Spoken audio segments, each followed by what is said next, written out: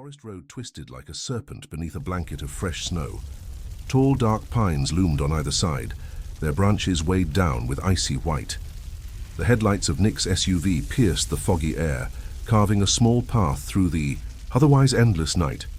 Inside the car, the hum of the heater worked overtime against the biting cold, but it did little to warm the nerves of the passengers. "We're almost there," Nick said, gripping the steering wheel with a confidence that wasn't mirrored by the two women in the back seat. "Almost where?" Emily muttered sarcastically, peering out the window. "It looks like we're driving to the edge of the earth. Do you even know where we are?" Nick chuckled, his breath fogging up the windshield slightly. "Relax, Em. It's supposed to be remote. That's the point. No emails, no stress, just the three of us in a cozy little cabin for Christmas." Sarah, seated next to Emily, stared silently at the dark forest outside. It felt heavy, like the trees themselves were watching. She tugged her scarf tighter around her neck and said softly, "It's really quiet out here, isn't it?" "Exactly." Nick beamed. "Quiet, peaceful, just what we need." But as they rounded the final bend, the cabin came into view, and Sarah felt anything but peace. The cabin stood alone in the clearing, its wooden walls aged and darkened. Light snow swirled around its roof as though afraid to land. The single window near the door was frosted over, and the chimney sat still, as if no fire had burned there in years. And just outside the cabin stood the tree. It wasn't grand like the ones found in Christmas movies. Instead, the tree looked old and brittle, its branches stiff like bones. It stood half buried in the snow, but its strangest feature was its decorations. Hanging from the branches were small handwritten tags, fluttering gently in the cold wind. Each tag was faded, its ink smudged with time, but Sarah could make out names and dates written carefully across them. "What's with the tree?" Sarah asked quietly. Nick didn't look up from grabbing their bags. "Local decoration, probably. It's Christmas. Maybe it's some quirky tradition." Emily rolled her eyes as she opened the car door, a blast of icy wind hitting her face. More like some horror movie prop. Creepy. But Sarah didn't laugh. She couldn't stop staring at the tags. The group stepped into the cabin, the wooden floor creaking beneath their boots. The air inside was cold and smelled faintly of dust and pine needles. Nick dumped his bag by the fireplace and clapped his hands together. "All right, it's not the Ritz, but it's got character. I'll get the fire going." Emily flopped onto the old leather couch, shaking her head. "Character? I think you mean haunted charm." Sarah wandered to the frost-covered window, drawn again to the Christmas tree outside. Even though the branches were still, the tags seemed to shift, as if whispering to each other in the breeze. "There's something wrong with that tree," she murmured. Emily smirked. "Oh no, Sarah. Don't tell me you're already seeing ghosts." "I'm serious." Sarah's voice wavered as she turned back to the others. "Did you notice the tags? They had names and dates." Nick glanced up from stacking wood in the fireplace. "Sarah, it's just a tree. People probably do it for decoration. You're overthinking." But Sarah didn't look convinced. Later that evening, as the fire crackled and dinner simmered on, the stove, the cabin seemed to settle into a comfortable silence. The snowstorm outside muffled any sound, making the world feel far, far away. But Sarah couldn't shake the feeling that something was watching them. From the corner of her eye, she swore she saw the tree through the frosted window, closer than before. Its brittle branches stretched upward like skeletal arms, the tags swaying as though someone had just touched them. "Guys," Sarah whispered, her voice trembling, "does that tree look different to you?" Emily groaned, pulling a blanket over her shoulders. "Oh, for crying out loud, Sarah, it's just a tree, it's not going anywhere." Nick laughed nervously, but his eyes darted to the window for just a second longer than they should have. "She's right, it's just the wind playing tricks. Let's get some rest. Tomorrow, we'll explore a bit and see how far we are from town." But as they settled in for the night, the whisper of wind outside felt louder. And for Sarah, sleep didn't come. Because in her mind, she kept seeing the tags on the tree, their names written on them. The morning air was crisp and biting. As Sarah stood in front of the Christmas tree, Emily and Nick were busy stacking wood by the cabin door. But Sarah couldn't stop herself from stepping closer to the strange, brittle tree. The tags fluttered softly in the cold wind. Up close, they looked older, yellowed, stained and fragile, as if they had been there for decades. Her gloved fingers brushed over one of the tags, and a name caught her eye. Sarah frowned and moved to another. Her breath fogged the air as she moved between the branches, her unease growing with each tag. The names spanned decades, stretching, back to a time before the cabin even looked this old. Then she stopped at a tag that sent a chill down her spine. "Hey, Sarah, what's with the creepy tree obsession?" Emily's voice broke through the silence. Sarah turned to see Emily stomping through the snow, her face crinkled in mock amusement. "You're going to catch frostbite out here." "Look at these," Sarah whispered, pointing to the tags. "The names. They're real names. And the dates, they're all Christmas." Emily snorted, brushing off the tags with a wave of her hand. "It's probably some weird prank. Maybe the last owners had a twisted sense of humor. You know how people in the woods get all kooky?" Nick joined them, his brow furrowed as he looked at the tags. "It's not funny, Emily. This doesn't feel right." "Come on, Nick," Emily replied, rolling her eyes. "It's an old tree with some tags on it? Big deal. Don't tell me you're buying into Sarah's spooky tree theory." Nick didn't answer. He simply grabbed Sarah's arm. "Let's go inside. We've got plenty to do today." As they walked back, Sarah glanced over her shoulder at the tree one last time. For a moment, she swore the branches had shifted, like the tree was leaning ever so slightly closer to the cabin. By late afternoon, the group busied themselves inside the cabin. Emily fiddled with an old radio, Nick chopped wood by the fireplace, and Sarah wandered aimlessly through the room. Something about the cabin felt off. The silence was unnerving, and the air was colder now, pressing down on her like a heavy weight. "Guys, I'm going to check out the attic," Sarah announced, looking up at the ceiling where a narrow wooden hatch sat. Nick shrugged. "Don't. Let the raccoons eat you." The attic was dark, the air stale and freezing. Sarah climbed carefully, the ladder creaking under her weight. Her flashlight beam swept across the small space. Old boxes, broken furniture, and piles of dust. Then she saw it. An old journal, bound in worn leather, tucked under a pile of blankets. She brought it downstairs, brushing off layers of dust before flipping it open. The handwriting inside was uneven, shaky, like the writer had been desperate. Nick leaned over her shoulder. "What's that?" "I think it belonged to someone who stayed here before," Sarah whispered, reading aloud. "December 24th, 1962. The whispers have started again. I saw the tree, I swear. It grew another tag last night. We tried to leave, but the snow won't. Say, stop. Something here doesn't want us to go." Emily snorted from across the room. "Wow, spooky. Someone went all Blair Witch before us." Sarah ignored her and flipped further into the journal. December 25th, 1962. "It takes one soul every Christmas night. The tree grows a tag for every life it claims. I've seen them, the ones who came before us. They watch us from the shadows." Sarah's face went pale as she read the final entry. "If you're reading this, it's too late. The tree has already chosen." The room fell silent. Nick exhaled slowly, his eyes locked on the journal. "This isn't a joke." Sarah's hands trembled. "It's the tree, the names at the tags." Emily snatched the journal from her hands.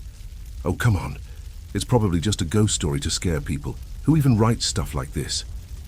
Suddenly the lights flickered. The room plunged into shadow for a moment before the lights buzzed. Back on. The temperature in the cabin dropped so suddenly that Sarah could see her breath. "Did you feel that?" Nick asked, looking around the room. Emily crossed her arms tightly, her voice shaking slightly. "It's just the weather. This place is old, that's all." From the ceiling above them came a faint thud. Sarah froze. "Did you hear that?" Nick grabbed the flashlight and pointed it at the attic hatch. "It's probably just an animal." Another thud, louder this time. It echoed through the small cabin, followed by what sounded like slow, dragging footsteps. Emily's face paled. "Nick, please tell me that's not—" The sound stopped, leaving an oppressive silence. The three of them stared at the hatch, afraid to speak. "We'll check it in the morning," Nick finally said, his voice tight. That night, Sarah couldn't sleep. She lay in her bed, staring at the frost-covered window.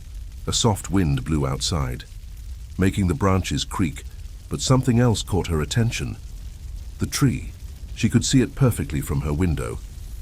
Her heart skipped a beat. The tree looked closer, its dark branches reaching toward the cabin like outstretched hands. She sat up quickly, whispering, "No, it's not possible." The wind picked up, and through the glass Sarah swore she saw something move behind the tree. A shape, shadowy and tall, stood there for only a second before fading into the dark. She yanked the blanket over her head, her heart pounding in her ears. From somewhere outside, carried on the wind, she thought she heard a whisper, soft and distant, calling her name. Sarah. The morning brought no relief. The sky was a washed-out grey, and the snowstorm outside seemed to thicken.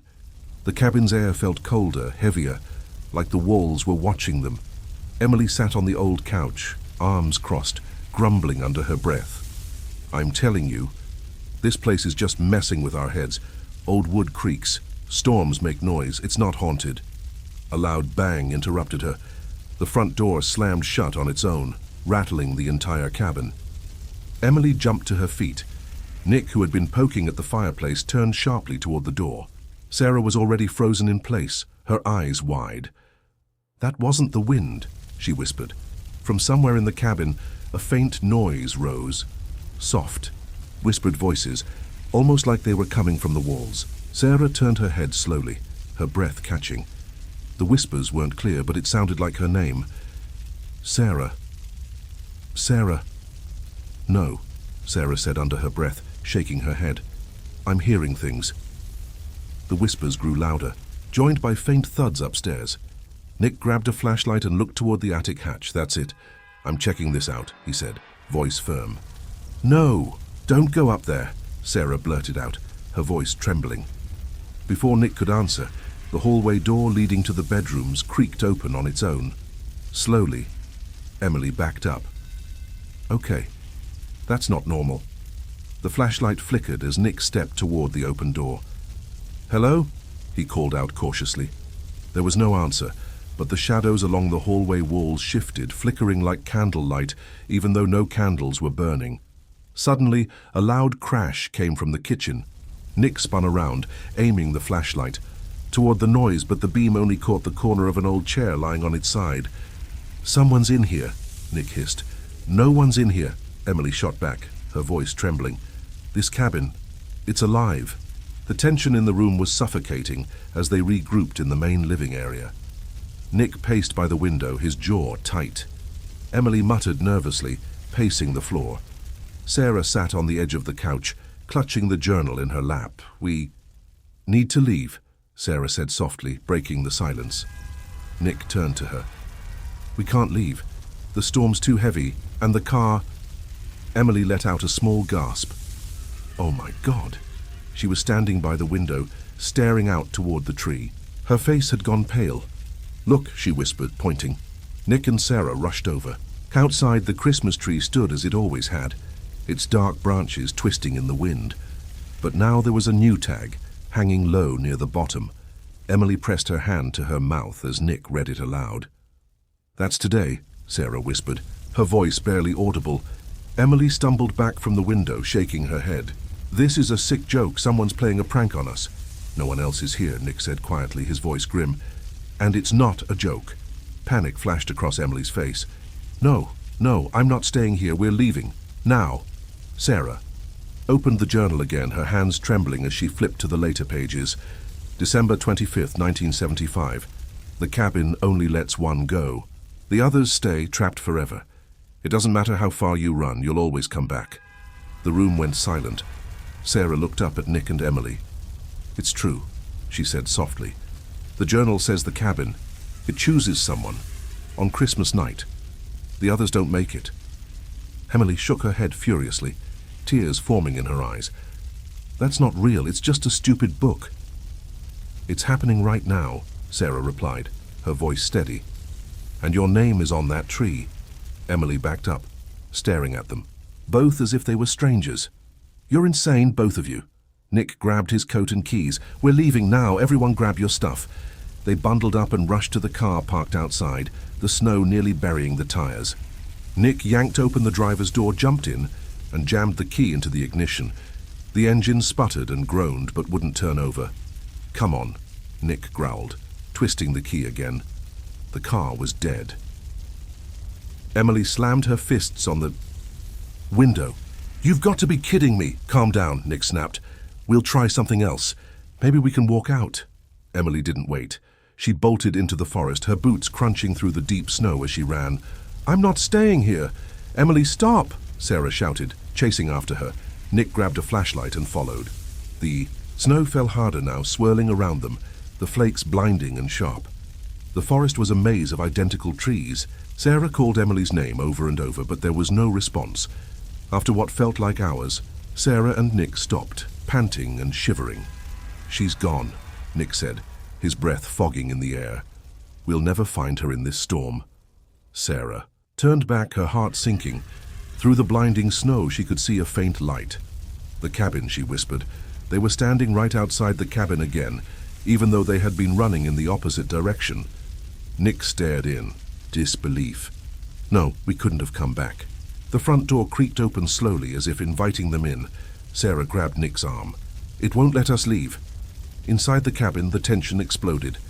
Emily was gone. The journal's warning echoed in Sarah's mind. The cabin only lets one go. Nick sat by the window, silent and defeated, staring out at the tree. Sarah paced the room, whispering to herself, "It's choosing. We're not all going to make it. It's choosing." Nick stood suddenly, slamming his fist against the wall. "This place isn't alive. It's not real." As if in response, the lights flickered, and a deep groaning sound echoed through the walls. Sarah's voice trembled. "It's real, and it's not done with us yet." Christmas night arrived like a heavy blanket, smothering the cabin in an eerie silence. The fire in the hearth had dwindled to embers, and despite the flames' flickering attempts, the room had grown unbearably cold. Frost crept along the windows, and the air itself seemed to hum with something unseen. Sarah sat curled up in a corner, staring into nothing. Her breath puffed in the icy air. "It's almost time," she murmured to no one in particular. Emily sat on the floor by the window, her arms wrapped tightly around her knees. Her face was pale, tear-streaked, and hollow. "We're not getting out of here, are we?" Nick stood by the fireplace, gripping the journal. His jaw was set, his eyes fixed on the tree outside. Through the frosted glass, the branches swayed gently, though the wind had stopped. The tags hanging from the tree fluttered like brittle paper, whispering secrets the group couldn't hear. Then Sarah stood. She stepped toward the door, her eyes glassy as if in a trance. "It's calling me," she whispered. Nick turned sharply. "Sarah, what are you talking about? Sit down." But she didn't listen. Her hand reached for the cold doorknob, and Nick grabbed her shoulder, spinning her around. "Stop, you're not going out there." She blinked as if waking from a bad dream, tears brimming in her eyes. "I heard it. It's my name. It's calling. My name, Nick." Emily looked up. "What do you mean, the tree?" Nick swallowed hard, staring out at the Christmas tree. The branches looked darker now, the tags almost glowing faintly in the moonlight. A sudden noise cut through the room like a knife. Scratch. Scratch. Scratch. The sound was faint but rhythmic, coming from outside. Slowly they turned to the window. The sound grew louder, like nails scraping against wood. Emily choked out, "What is that?" Nick grabbed the flashlight and walked to the window. He wiped the frost from the glass with his sleeve, peering out. His eyes widened in horror. "It's a new tag," he said, his voice hollow. "There's a new tag on the tree." The cabin fell deathly silent. Sarah stepped toward him, trembling. "Whose name?" Nick turned back to them, his face pale, his voice barely above a whisper. "It's mine." The words hung in the air like a death sentence. Emily gasped, shaking her head furiously. "No, no, that's not possible." Nick's expression softened as he looked at both of them. "It's me. It's choosing me." "No," Sarah cried. "We'll figure something out. We can stop this." But Nick shook his head. "The journal said it. Only one of us gets out. The rest—" He trailed off, looking toward the tree. "The rest are taken." Emily rose to her feet.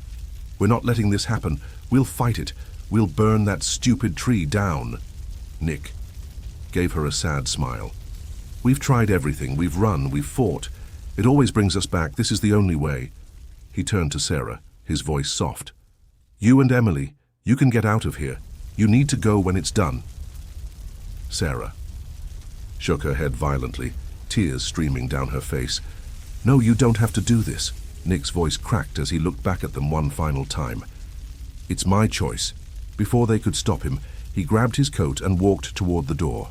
The door creaked open, a gust of icy wind sweeping through the cabin as Nick stepped outside.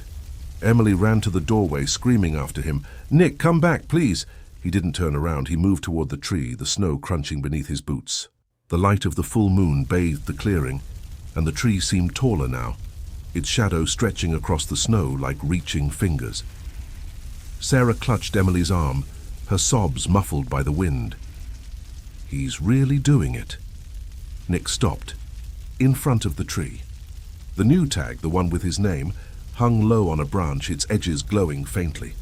He stared at it for a long moment before reaching up. As his fingers brushed the tag, the wind howled, the cabin lights flickered, and the ground seemed to tremble beneath them.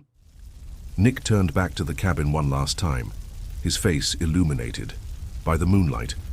He smiled faintly, tears glistening in his eyes. "It's over now." Then he disappeared. There was no sound, no scream, just emptiness. Where Nick had stood, only his coat remained, draped across the snow. The cabin fell, silent. The whispers stopped, the temperature lifted, and the air grew still. Sarah and Emily stood in the doorway, staring at the empty clearing. The wind had died down, and the forest felt unnaturally calm. "He's gone," Sarah whispered. Emily wiped, her face, her voice trembling. "We need to get out of here." They stumbled through the snow past the tree which now stood eerily still. Nick's name fluttered softly in the cold wind, etched into the tag as if it had always been there. As they reached the edge of the clearing, the storm finally began to clear. The clouds parted, revealing a pale dawn breaking over the forest. The snow glistened, untouched, as if the night before had never happened. Sarah turned back one last time. The cabin sat quietly in the clearing, dark and lifeless.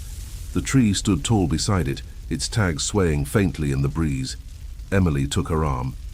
"Come on, we're leaving." Together they walked away, the forest growing quieter with each step. The snow crunched under Sarah and Emily's boots as they trudged through the forest, leaving the cabin behind. The air felt different now, quieter, as though the forest itself had exhaled a long-held breath. The wind that once whispered through the pines was still, and the snowstorm had faded into a soft, peaceful snowfall. Emily glanced over her shoulder one last time, her voice trembling. "Do you think it's really over?" Sarah didn't answer, right away. Her eyes stared straight ahead as if afraid to look back. "It doesn't matter. We're alive." Their feet carried them through the dense pines, the path illuminated faintly by the first light of dawn. After what felt like hours, they stumbled onto a narrow, snow-covered road. The world here felt normal, untouched by the nightmare they had escaped. The storm had cleared, and the clouds drifted lazily across the pale sky. The two women stood in the middle of the road, breathing hard, letting the stillness settle around them. Sarah fell to her knees, tears streaming down her face as she whispered, we made it out."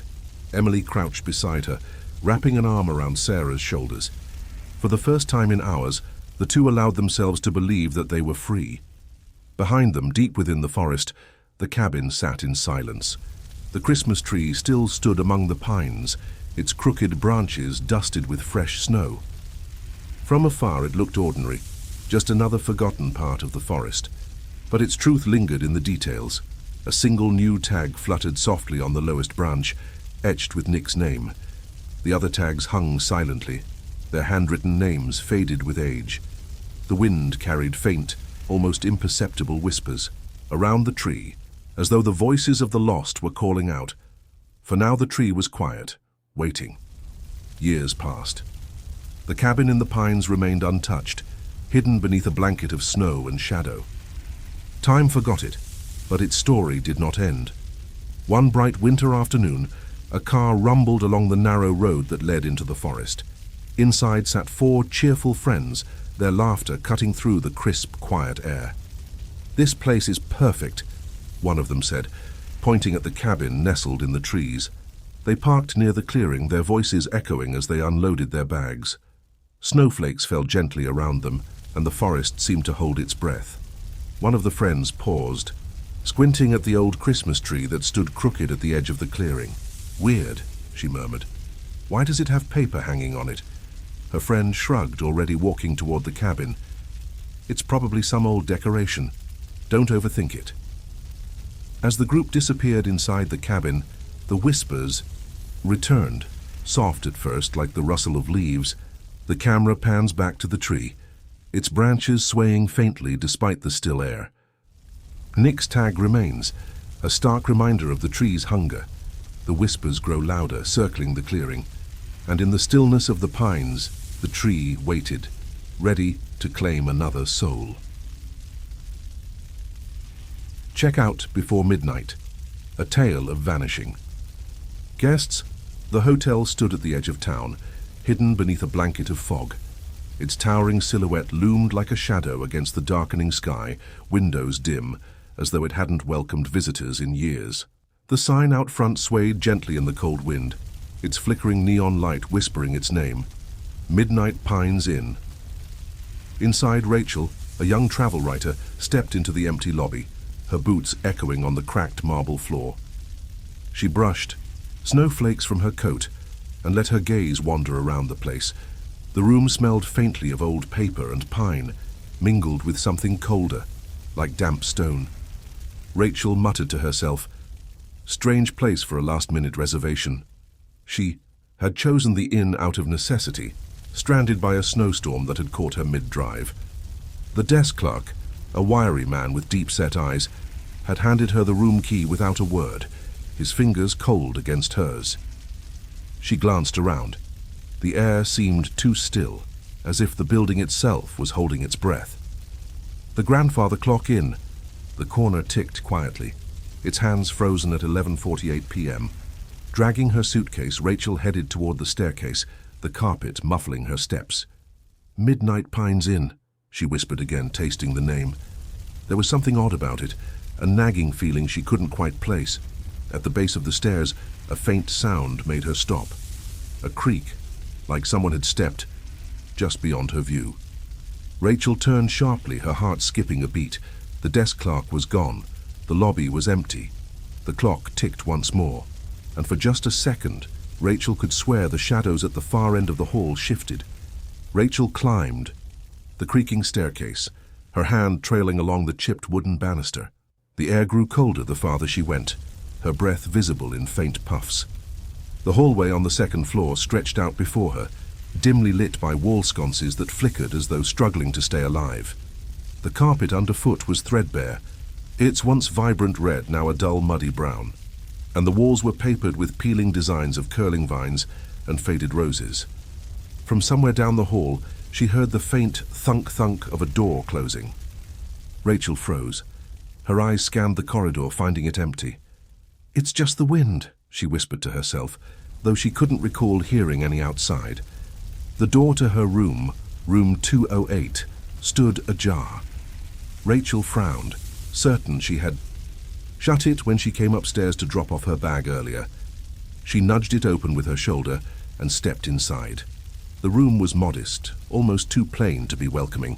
The bed sat against the far wall, its heavy quilt tucked tight. A writing desk faced the small window, where frost crawled along the glass, and an antique wardrobe stood in the corner, its wooden surface gleaming faintly. Rachel rubbed her arms. As she shivered, the temperature inexplicably colder than it had been downstairs. "Gas heating's a luxury here," she muttered, flipping the light switch. A bulb buzzed to life, its glow dull and yellow, doing little to push back the shadows clinging to the corners. She placed her coat on the bed and moved to the window. Outside, the snow continued to fall in heavy flakes, blanketing the world in silence. Below, the parking lot sat empty, except for her car and a single rusted truck parked near the edge, its windshield iced over. A low, muffled sound broke her. Thoughts. Thud. Rachel turned, eyes narrowing toward the wardrobe. She held her breath, listening. Nothing, shaking her head, she laughed softly to herself, brushing her hands through her hair. "You're just tired," she whispered. But as she moved to unpack her bag, she noticed something odd. A book sat on the nightstand that hadn't been there earlier. It was old and leather-bound, the edges of its pages yellowed. Her fingers hesitated before touching it. When she did, it was cold to the touch, as though it had been sitting outside in the snow. She frowned and opened it carefully. The pages were blank. Another thud. This time it came from the hallway outside her door. Rachel flinched, the sound jarring in the otherwise heavy silence. She stood frozen, waiting. The soft creak of floorboards followed, as though someone was shifting their weight just outside. Her room! Her heart pounded. Slowly, she crossed the room and pressed her ear against the door. Silence. Rachel exhaled shakily and glanced at the deadbolt. It was locked. She pulled the chain across for good measure. "It's an old building," she murmured aloud, trying to sound convincing. "Settling noises, that's all." Returning to the bed, she sat down and rubbed her temples. The unease refused to leave her chest. She glanced at the book again, still lying cold and empty on the nightstand. A soft knock came from the door. 3 gentle taps. Rachel froze, her skin prickling. "Who's there?" she called, her voice tighter than she meant it to be. No answer. She stood slowly and walked to the door, her fingers hovering near the handle. "Hello?" Silence. Finally, she unlocked the deadbolt and eased the door open just a crack. The hallway stretched out before her, empty and still. The lights flickered again, casting long, shifting shadows. Rachel shivered as a draft brushed her face, carrying with it the faint scent of earth and old wood, a scent that didn't belong. Before she could shut the door, her eyes caught movement at the far end of the hall. It was subtle, like a figure disappearing around the corner. She slammed the door shut and bolted it again, heart racing. Her hands trembled slightly as she sat back down on the bed. For a long moment, she sat in silence, staring at the wardrobe. The book and the window, each corner of the room now a source of suspicion. Somewhere far off, a faint whisper drifted through the air, just soft enough to question if she'd heard it at all. Rachel pulled the quilt around her shoulders and turned on the small bedside lamp, its dim glow doing little to make her feel less alone. The clock on the wall ticked softly, its rhythm steady. Outside, the snow continued to fall, and though she tried to calm herself, Rachel couldn't shake the feeling that something was waiting, just beyond the door. Rachel awoke to the soft, rhythmic ticking of the clock and a sharp chill cutting through the room. The lamp on her nightstand still flickered faintly, as though struggling against the darkness, and the book she had found earlier lay untouched beside it. The silence in the cabin was unnerving, too complete, as though the walls swallowed every sound. Rachel pulled the quilt tighter around her shoulders and glanced at the window. Outside, the snow had thickened, piling high against the glass, turning the landscape into an endless white void. Then she heard it. A soft thud. Her breath caught.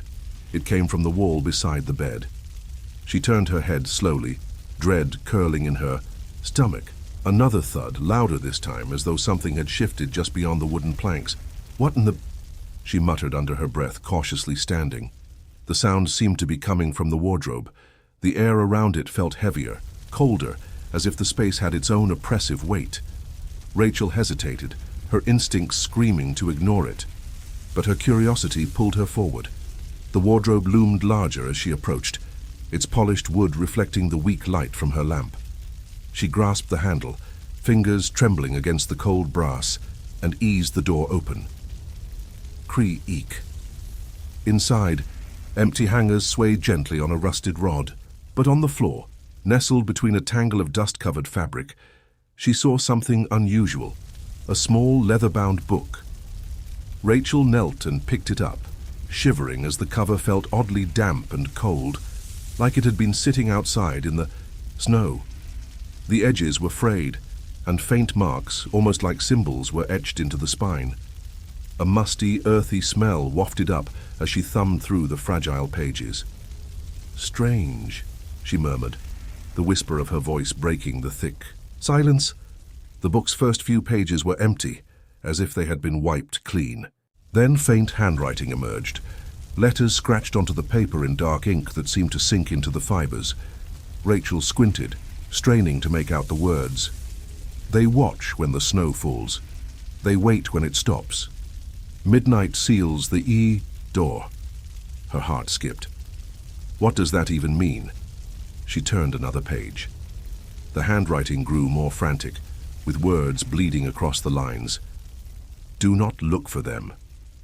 Do not let them find you. Rachel slammed the book shut, her breath quickening.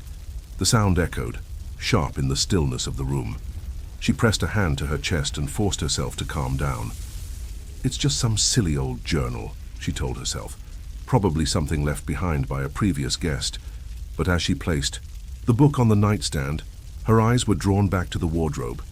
Inside, where the book had been, she now saw something else. A faint, uneven gap between the wooden boards on the floor. Rachel hesitated, her dread growing. Slowly, she reached into the wardrobe and ran her hand along the crack. Her fingers brushed against something cold and metallic, partially hidden beneath the boards. She tugged at it, and the wood groaned as a loose panel came free. Behind it lay an old key, long, heavy, and tarnished, as if it had been buried for years. Rachel picked it up, its icy surface sending a chill through her skin. Where did this come from? She whispered. At that moment, the lamp beside her flickered violently before going out completely. The room plunged into darkness. Rachel froze, clutching the key tightly in her hand. The faint sound of something scraping drifted from the hallway, long and deliberate, like nails dragging across wood. Her mind raced. Someone's in the cabin, hello? She called, her voice trembling, but there was no answer. Only the scrape, scrape, scrape growing louder. Her breathing turned shallow as she reached for the flashlight she'd left on the desk. Its beam was shaky and weak, cutting through the darkness as she moved cautiously to the door. The hallway stretched before her, empty but shadowed. The sound had stopped. Rachel's pulse hammered in her ears as her flashlight landed on the ground near the far end of the hall. The rug had been pulled back, as though someone had dragged something heavy across it. Her eyes darted to a door she hadn't noticed before, small, wooden, and locked. Its paint chipped away as though someone had tried to pry it open. She glanced down at the key in her hand. Her mind swirled with questions, but one thought rose above the rest. What was behind that door? As Rachel stared, the faintest whisper stirred the silence. Midnight seals the door. Her flashlight flickered, and the hallway seemed to darken. The words from the book rang in her ears, her grip on the key tightening. They wait when it stops, she murmured, the meaning of those words suddenly feeling far more real. Her legs felt heavy, as though the floor itself wanted to pull her down. Finally, she turned back toward her room, shutting the door firmly behind her. But even as she sat on the edge of the bed, the key cold in her palm, she couldn't shake the feeling that something was watching her and waiting. The cabin's quiet held a weight now, heavy and unnatural. Rachel sat at the edge of the bed, her fingers still curled around the cold, tarnished key. She glanced at the clock on the wall. The hands hadn't moved since she arrived. It still showed 10:15, the same time as when she first walked in. Her flashlight beam swept across the room as if to reassure her, landing on the wardrobe, then the window, where the snow outside continued to thicken. The wind whistled faintly through cracks in the wooden walls, a sound that somehow made the silence in the cabin even more oppressive. Suddenly, there was a creak, soft but unmistakable, coming from the hallway. Rachel turned sharply, the flashlight trembling in her grip. She stared at the door, listening. The sound came again, like footsteps pressing softly against the old wooden floorboards. No, it's just the house settling, she whispered to herself, forcing a small laugh. That's all. But her heart beat faster as she stood, the key still in her hand. Moving toward the door, she paused, ear pressed against the rough wood. Silence. Her breathing steadied, but just as she turned away, tap, tap, tap. Rachel spun back toward the door, her pulse roaring in her ears. The taps were faint but deliberate, coming from the other side. She stepped back, swallowing the tight knot of fear in her throat. Who's there? The words left her mouth before she could stop them, a whisper swallowed by the silence. No. A response. Rachel glanced around the room nervously, then reached for the doorknob. Slowly she eased it open, the hinges groaning as though reluctant to move. The hallway stretched out before her, its shadows deeper and darker than before. The rug was still pulled back near the far end, and the small locked door stared at her like an eye. The air here felt colder, unnaturally so, and Rachel's breath misted in front of her as she exhaled. "Hello?" she called softly, her voice a fragile note in the stillness. The hallway offered no reply, but the moment she took a step forward, she heard it, a faint whisper, a voice somewhere just out of reach. Rachel froze, straining to make out the words. The whisper was soft and fragmented, like someone speaking through water. It came from behind the small door. "This is insane," she murmured, gripping the key tightly. "Just my imagination, that's all." She turned to retreat back to her room, but a sudden thud made her jump. She spun around. One of the paintings that lined the hallway, an oil canvas of dark, stormy pines, had fallen. It lay face down on the floor, the frame splintered at the corner. Rachel bent to pick it up, her hands trembling. Beneath where the painting had hung was something scratched into the wood. She shone the flashlight closer, revealing deep, jagged letters carved into the wall. Her breath hitched. Nope, I'm done." She straightened quickly, backing toward her room. The air around her felt heavier now, the silence thicker. The faint sound of the wind outside seemed to whisper through the cracks, like a chorus of distant voices. Rachel reached the doorway to her room. The floor beneath her groaned loudly, as though something shifted beneath the boards. She froze, her flashlight jerking downward. The sound had stopped. "Calm down, Rachel," she whispered. "It's an old cabin, old wood creaks. That's normal." Still, her hand trembled as she pulled the bedroom door closed, securing the lock with a sharp click. She turned back toward the bed, her heart still hammering in her chest. Then the lamp on her nightstand flickered violently before shutting off entirely. Darkness swallowed the room, and Rachel stood frozen, her flashlight the only source of light. It cast long, warped shadows across the walls, which seemed to move as she shifted the beam. A faint sound reached her ears, a low, rhythmic ticking, like a clock. She turned toward the old grandfather clock in the corner. It hadn't been ticking before. The hands, she realized, were now moving. The second hand clicked slowly toward midnight, a soft and deliberate tick-tick-tick echoing through the room. "No," Rachel muttered, taking a step back. The whispering from the hallway began again, fainter, this time like it was beneath the floor. The flashlight flickered, and in that instant, she thought she saw a shadow move across the window, a figure standing out in the snow. Rachel's chest tightened as she turned the flashlight toward the window. The snow fell heavy and unbroken, but the faint impression of footprints led toward the cabin and stopped just outside the glass. The whispers swirled louder now, filling the air like a breeze pressing against her ears. She stumbled back, the flashlight shaking wildly. She looked to the clock. It now read 11:59, the ticking echoing in time with her pounding heartbeat. Rachel squeezed her eyes shut, whispering, "It's not real.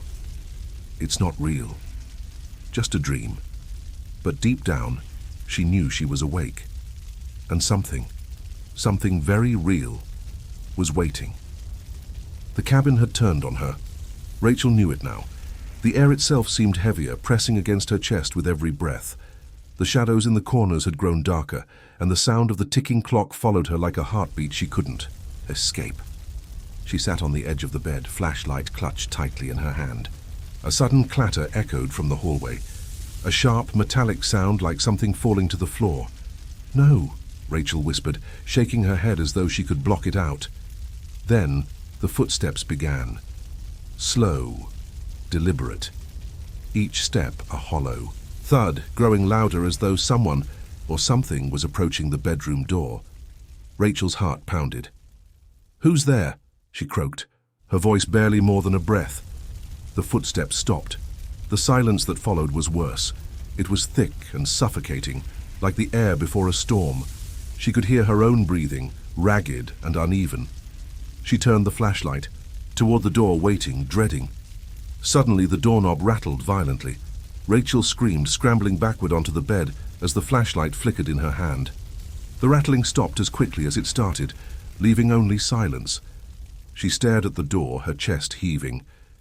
It's just the wind," she whispered shakily, though she knew better now. Something shifted on the far wall, a soft, scrape-like fabric brushing wood. Rachel turned the flashlight toward it. The wardrobe door, which had been closed moments ago, was now slightly ajar. Her pulse raced. "No, no." The flashlight beam shook as she aimed it at the gap. Slowly, she stood, her movements jerky and unsure. Her bare feet made no sound on the wooden floor as she crept toward the wardrobe, every nerve screaming at her to stop. She grabbed the edge of the door and yanked it open in one swift motion. Nothing.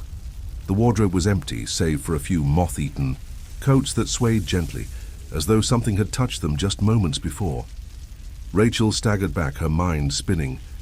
She turned to the bed, only to freeze. The bed covers, the ones she had left crumpled, were now neatly tucked and smoothed out. At the center of the pillow sat the tarnished key she had been holding earlier. Her hand shot to her pocket where she had put the key earlier. It was empty. Rachel's breath came in short gasps as she backed away. Then she heard it again, a voice, faint, close, whispering her name. Rachel. Her name dragged through the air like a sigh, seeping into the walls around her. Rachel spun toward the window. Her flashlight's beam fell on a figure standing just outside. The figure was tall, its face shrouded in shadows. Its presence seemed impossible. There were no footprints in the fresh snow leading to where it stood. The light flickered. When the beam steadied, the figure was gone. Rachel's scream caught in her throat. She ran for the door, pulling it open, and darting into the hallway. The air was colder here, biting at her skin. The whispering followed her, growing louder, but when she turned, no one was there. "Stop!" she cried, tears streaming down her face. "Please just stop!" She stumbled forward, her hand catching on the small locked door at the end of the hall. The scratches around the keyhole now seemed more pronounced, deeper like claw marks. A bang echoed behind her, and she whirled around, slamming her back against the wall. The painting, the one that had fallen earlier, now hung perfectly straight.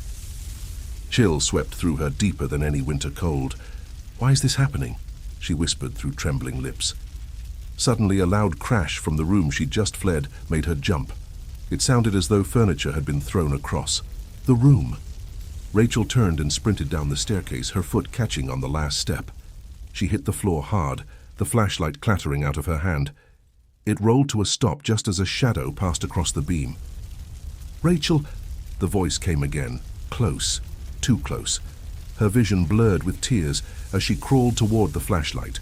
She snatched it up, the beam flickering as she aimed it wildly around the room. The cabin was alive with sounds now. Floorboards creaked upstairs. The front door rattled on its hinges. The clock ticked louder than ever, echoing through the empty space.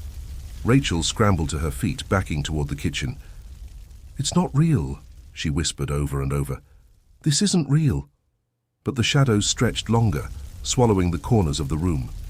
The whispering grew louder, swirling around her like a chorus of unseen voices. And as Rachel looked up, she saw it.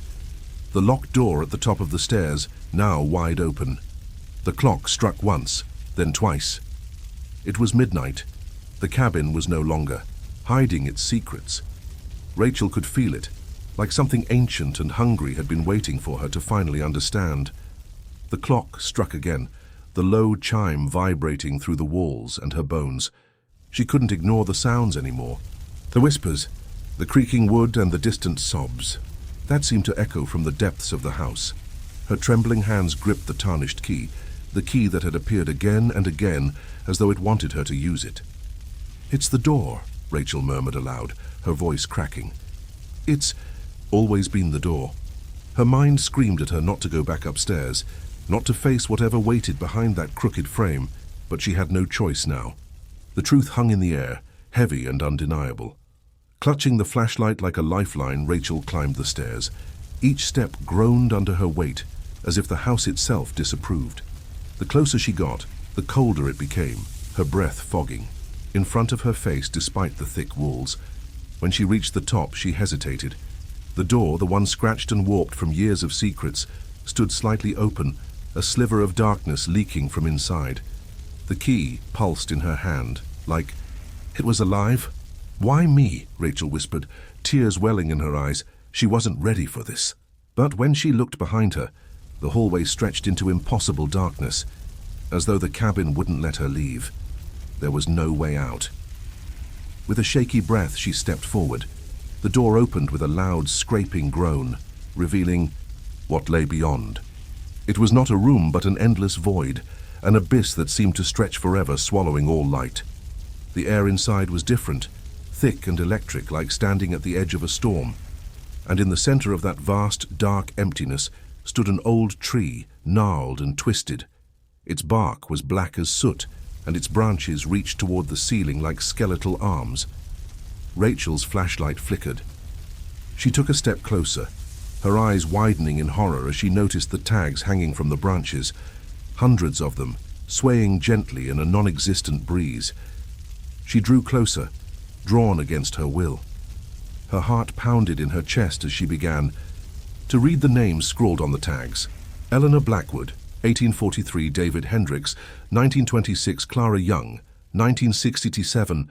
The dates stretched across centuries. And then her eyes landed on a tag at eye level, a fresh one with ink that seemed to glimmer in the flashlight's dying light. Rachel Morgan, 2023. She staggered back, dropping the flashlight. "No," she choked out. "No, this can't be real." But it was. The whispers grew louder, swirling around her like voices carried by the wind. They were speaking words she couldn't understand, but the meaning was clear. The cabin had claimed others before her, trapped them here, feeding on their souls, and now it wanted her. Rachel spun around, desperate to escape, but the doorway had vanished. She was surrounded by blackness, the gnarled tree looming closer, its branches creaking as though it were reaching for her. "Please," Rachel screamed into the void, her voice breaking. "I didn't do anything." The whispers stopped. For one horrible moment, there was only silence. Then, from deep within, "The tree," a voice echoed, low, cold, and inhuman. "You stayed past midnight. You belong here now." The realization struck Rachel like a physical blow. It wasn't the house or the key or the door that was the trap. It was time. The cabin had rules. She had stayed too long, ignoring the warnings, and now it was too late. Tears streamed down her face as she backed away, her footsteps muffled by the oppressive dark. "No," she whispered. "Please let me go." But the tree's branches shivered, a new tag dropping from one of its limbs and landing silently at Rachel's feet. She picked it up with trembling fingers. It was blank. For now. She stared at it, horror and despair knotting in her chest. She knew what it meant. Her time was running out. The whispers began again, louder and more insistent this time. The darkness pressed in around her, suffocating, and the cold wrapped around her shoulders like a shroud. The tree stood waiting, patient and eternal, as Rachel fell to her knees, clutching the blank tag against her chest. The truth was simple and terrifying. No one ever checks out of the cabin before midnight, and she was not the first. She wouldn't be the last. The cabin was silent now, as though the house itself was holding its breath. The blackened tree still loomed, its branches swaying gently though no wind stirred. Rachel stood frozen in the dark void, the blank tag still clutched in her trembling hands. Then, as if the cabin had grown tired of her resistance, the whispers rose to a deafening crescendo, a symphony of voices pulling at her, calling her name. The tree's roots began to shift, snaking across the ground like claws reaching for their prey. Rachel stumbled backward, tears streaming down her face as her flashlight flickered its last. She screamed one final desperate plea into the darkness. "I don't belong here." And then, silence. When Rachel opened her eyes, she was back in the cabin's living room, crumpled on the wooden floor. The key lay beside her, its metallic surface dull and lifeless. The house was quiet, but the air still held that weight, as though it had seen what had transpired and pitied her. Slowly, Rachel pulled herself to her feet, her body heavy and her breath shallow. The window revealed the faintest glow of morning light, breaking through the pine trees. For a brief moment she dared to hope. Had she escaped? Her hands shook as she reached for the front door, her fingers grazing the cold doorknob.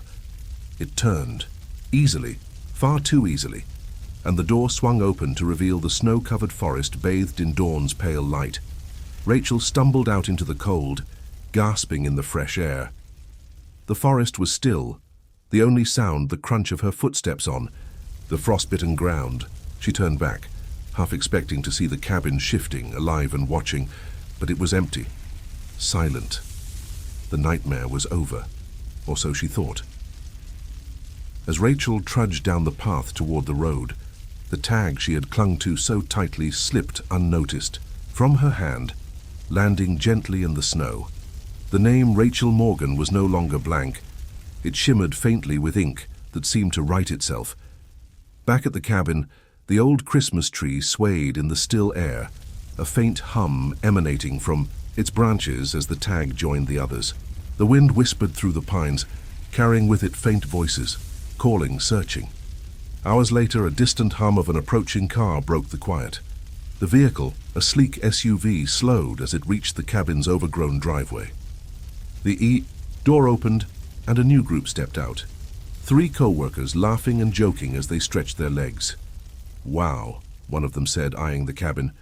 "This is perfect, so quiet," another voice replied as they carried their bags toward the house. "We'll check out before midnight, right?" The door creaked open, welcoming them inside. As it closed behind them, the forest fell silent again, and somewhere deep in the pines the tree waited for the next name to appear.